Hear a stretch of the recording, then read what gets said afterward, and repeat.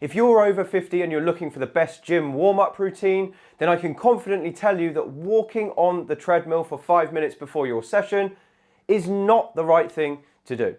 But don't worry, in this video, I'm going to tell you exactly what the best thing to do is and how you can do it easily next time you go to the gym.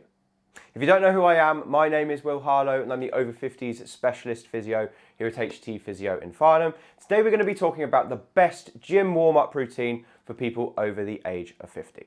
Now I'm going to show you the warm-up routine in a moment, but before I show you it, I just want to note that this is not going to be suitable for everyone. If you found a warm-up routine that's better for you, by all means stick to it. Don't do anything against the advice of your doctor and don't do anything that causes pain. Let's have a look at the warm-up routine now. The info in this video is based on a study where researchers compared a number of different warm-ups to see which warm-up produced the biggest increase in power during the person's workout that they did afterwards. So they compared the traditional warm-up of running on a treadmill or cycling on a bike. They compared some stretching types of warm-ups, and they also compared the specific warm-up I'm going to show you in a minute. And they found that the key warm-up has to do three things. The first thing it has to do is it has to prime the target muscles you're about to work. So if you're about to do a workout for your chest or your back muscles, you have to do a warm-up specific for your chest and your back. The second thing they found is that it has to introduce you close to the weight that you're actually going to be lifting in your working set. So if you're going to be lifting weights of 20 kilos during your session, you need to be lifting close to 20 kilograms at some point during your warm-up in order to warm up the muscle enough to face the challenges you're just about to put it under. And then the third thing it has to do is it has to reduce the sensitivity of the little cells in your muscles that don't really want to be activated to their absolute maximum. If we warm them up properly, they become less sensitive, and that allows you to get a better stretch on the muscle, and it means that you can work the muscle a bit harder.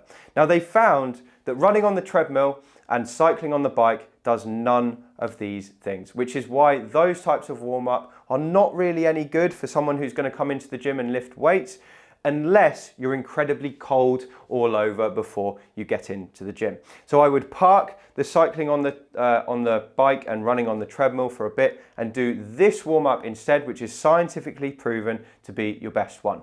We call it the 12-8-4 warm-up, and it's based on the paper I just mentioned. And basically it involves choosing the exact exercise you're about to do and doing 12 reps, 8 reps, and then 4 reps of that exercise at a different weight. Now the exercise I'm going to demonstrate this in today is the single arm row. And this is one of my favorite exercises. It strengthens the back. It looks like this. You hold onto a bench and you row up with one arm like this, holding a dumbbell. It works the front of the arm and it works the back of the shoulder and the entire back on one side. Now with this exercise, I can lift quite a heavy weight when I do it. But if I went into the gym and I picked up that heavy weight straight away, there's no way I could lift it until I was warm. So this is the warm-up I do to allow me to use the heavier weights. So what we're going to do is we're going to start off by choosing a dumbbell or choosing a weight for our specific exercise that we think we could lift 30 repetitions of. So we want our 30 rep maximum. So you want to be lifting a weight here that's a lot less than the weight you're going to lift during your workout. So for this, I've got 4 kilograms like this. And if I was rowing this, I reckon I could do 30 repetitions quite easy. So for our warm-up, what we're going to do, we've got the 30 rep max weight. We're just going to do 12 repetitions. So I'm going to go 1, 2, 3, all the way up to 12. And I'm going to do quite a nice, brisk, sort of 1 second up, 2 seconds down type movement, just to get the muscle activating. Once I've done that, I'm going to put the dumbbell down and I'm going to choose a different weight. And the next weight I'm going to choose is my 20 repetition maximum. So if I could do 30 repetitions on 4 kilos, I reckon I could do 20 repetitions on 7 kilos. So I'm going to pick up the 7 kilo weight like this. It's a bit heavier. And then this time I'm going to do 8 repetitions.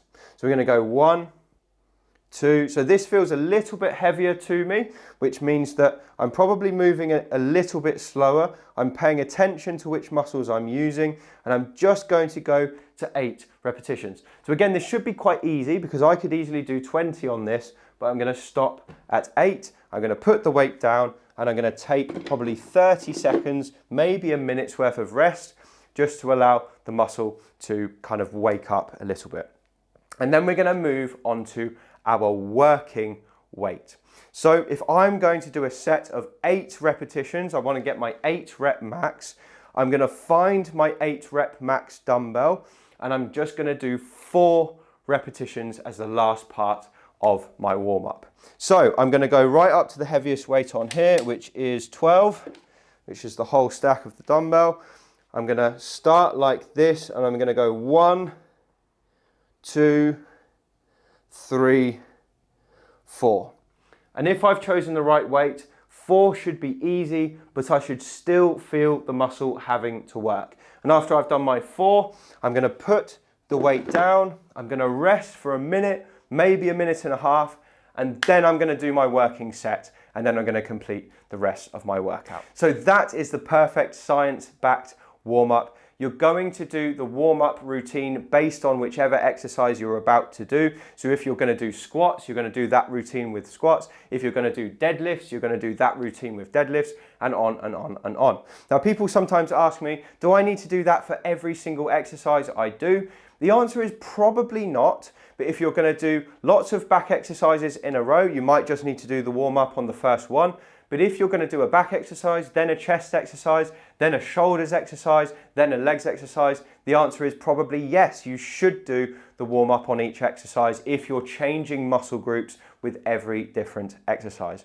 Remember, we need the warm-up to be specific to the target muscle.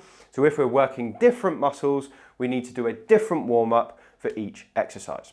So I hope that answers your questions. That's the perfect science-backed warm-up. If that's made sense, then please give it a go next time you're in the gym and see if it helps to increase your output on your working sets. So that's the best gym warm-up routine for people over the age of 50. I hope you found this video useful. If you have, do drop a comment below and let me know your thoughts. And if you want to get more from me, you can pick up more great tips like this one from my book. It's called Thriving Beyond 50 and you can find it on Amazon using the link below. Anyway, thank you so much for watching. I appreciate your time and I'll see you on the next video.